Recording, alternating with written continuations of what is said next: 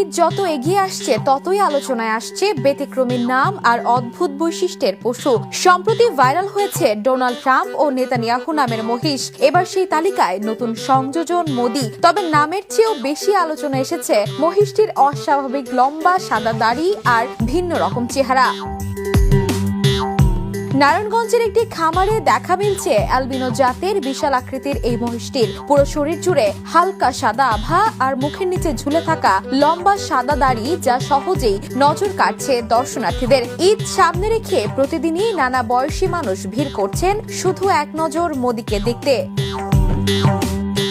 খামার সূত্রে জানা গেছে, শুরুতে মহিষটির কোনো নির্দিষ্ট নাম ছিল না, তবে সামাজিক যোগাযোগ মাধ্যমে এর ভিডিও ছড়িয়ে পড়ার পর নেটিজেনদের মধ্যে শুরু হয় মজার আলোচনা। অনেকেই এর লম্বা সাদা দাড়ি ও চেহারার সঙ্গে ভারতের প্রধানমন্ত্রী নরেন্দ্র মোদীর মিল খুঁজে পান। পরে মজার ছলেই অনলাইন জরিপের মাধ্যমে নাম রাখা হয় মোদি। এদিকে ঈদুল আজহা ঘিরে এমন ভিন্নধর্মী নামের পশু নিয়ে মানুষের আগ্রহ বাড়ছে বলে মনে করছেন খামারিরা। কারো নাম ট্রাম্প, কারো নেতানিয়াহু, আর এবার সেই তালিকায় আলোচনার কেন্দ্রে উঠে এসেছে মোদি নামের এই সাদা দাড়িওয়ালা মহিষ। Desk report, the news.